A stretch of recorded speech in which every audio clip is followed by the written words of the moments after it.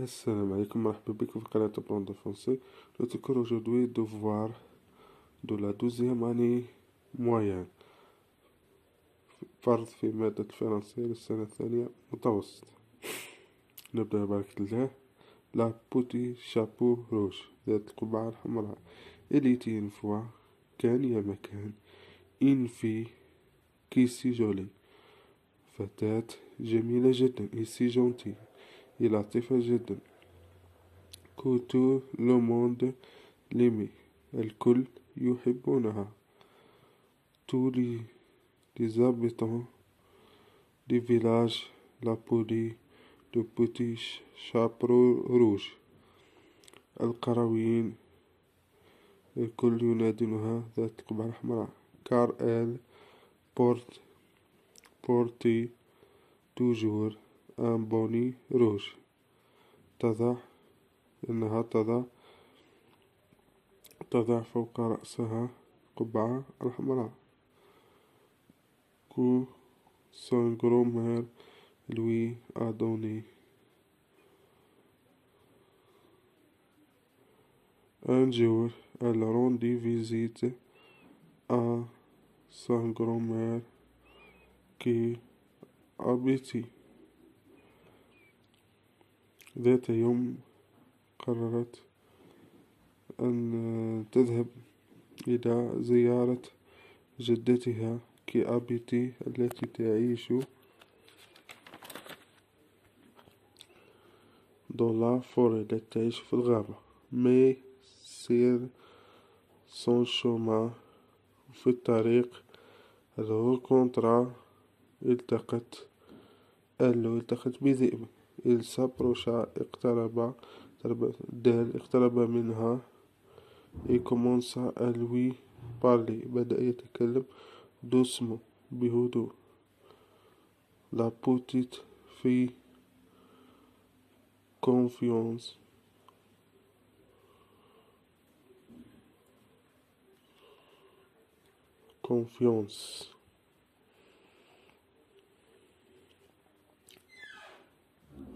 petite fille confiance s'avança تشعر بالثقة أمام الذئب بدأت تقترب منه s'avança tout près alors l'animal l'avala الحيوان الذئب أكلها l'avala d'un coup أكلها on cherche chapeau rouge بدأوا يبحثون عن قبعة حمراء pendant une semaine مدة أسبوع mais on pas trouvé لكن لم يجدوها un chasseur الصياد rencontra لولو وجد الذئب il lui ouvrit le ventre فتح بطنه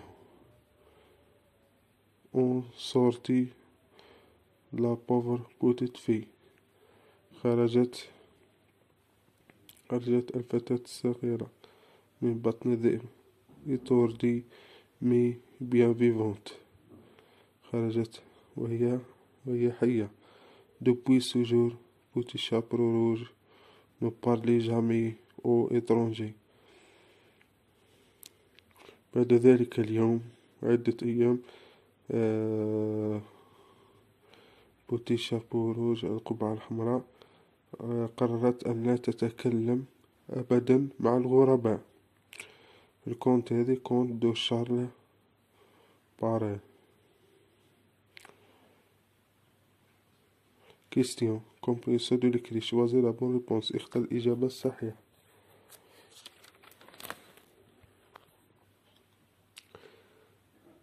إن روسيت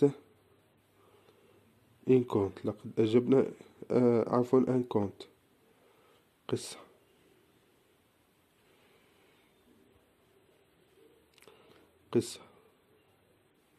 نوسات وصفة لا هي أن كونت قصة كومبليت لو طابلو suivons à partir du texte تجدونها في النص كي من هيك وجدنا في النص إن في الفتاة أو أين وقعت القصة دو لافوري في الغابة كون متى وقعت القصة un jour ذات يوم. il était une fois. كان يا مكان. 3. Pourquoi le petit chapeau rouge est appelé ainsi؟ لماذا تسمى بالقبعة الحمراء؟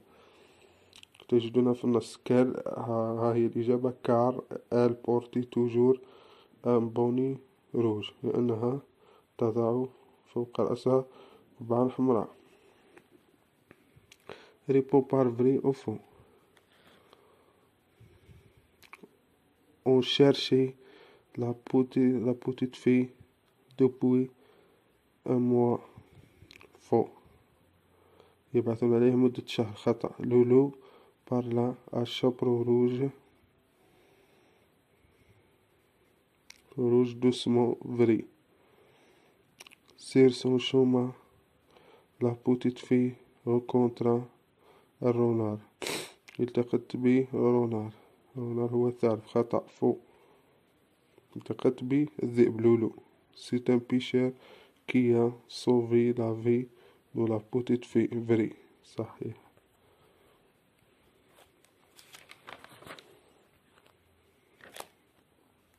Le 5e question. Lolo avala la petite fille. le mot سولوني veut dire ما معنى avala؟ regarda. خطأ. معناها مانجا يأكل. 6e question. trouve dans le texte un mot de la même famille. أوجد الكلمة التي تنتمي العائلة تاع أبيتي يعيش. هي أبيتون. تجدونها في النص أبيتون. 7e question. souligne le complément circonstanciel dans le texte. phrase et indique s'il s'agit. أوجد نوع. أضع خط وأوجد نوع. سيسي دو ليو ظرف المكان. سيسي دو ليو ظرف الزمان. وسيسي دو مانيير. chaque jour هي سيسي دو طون ظرف زمان. chapeau rouge rendit visite à sa grand-mère dans la forêt. Cécile de Lieu. Il lui parla d'une voix douce. Cécile de manière معناها الحالة هو بهدوء. يتكلم معها بهدوء. ظرف الحالة. 8e question. Récris cette phrase en commençant par ainsi. اكتب الجملة معناها التحويل كونجيكزو. لي فيلاجوا شيرشي كتبناها. شيرشي مع لي تتحول إلى معناها إل أفك إس. شيرشي أي و أنتي مصرفة لامبارفي. نكتب أي و أنتي. لا بوتيت بارتو. مع نو نصرفها شيرشي إي و أنس. لا بوتيت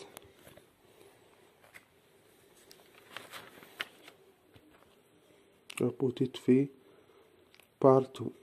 On passe la production écrite. الفقرة. à l'aide des mots suivants نكتب الكلمات التالية نكتبهم في أماكن فارغ. لا ستيسيون نسال. نقوم بإتمام المقدمة. سكونت هذه قصة. كونفيونس ثقة. بروندر يأخذ. ماجيسيان الساحرة.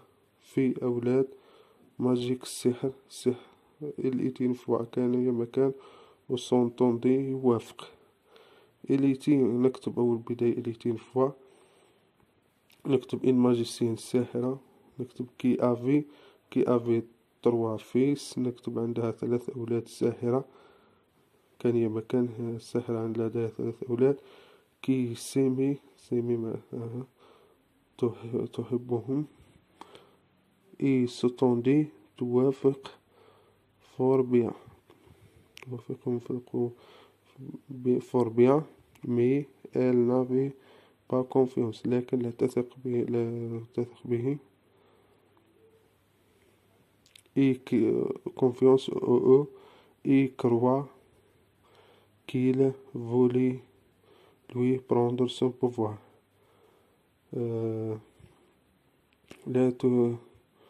لا تريدهم أن يكونوا مثلها في قوة سحرها. ماجيك. un jour ذات يوم.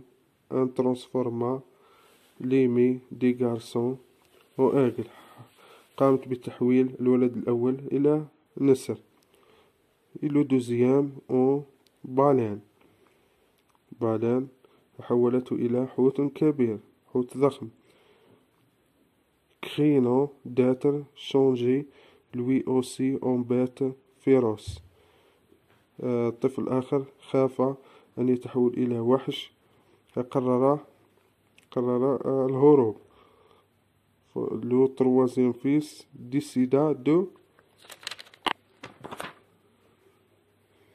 de s'enfuir، يعني قرر الطفل الآخر قرر الهروب خوفا أن تحوله والدته الساحرة إلى وحش، فقرر الهروب. وإلى اللقاء إلى فرض آخر ودروس أخرى. لا تنسوا الاشتراك في القناة مع تفعيل زر الجرس. Il faut partager maximum الفيديو. يجب أن تشاركوا هذا الفيديو التعليمي كي تعم الفائدة للجميع. au revoir.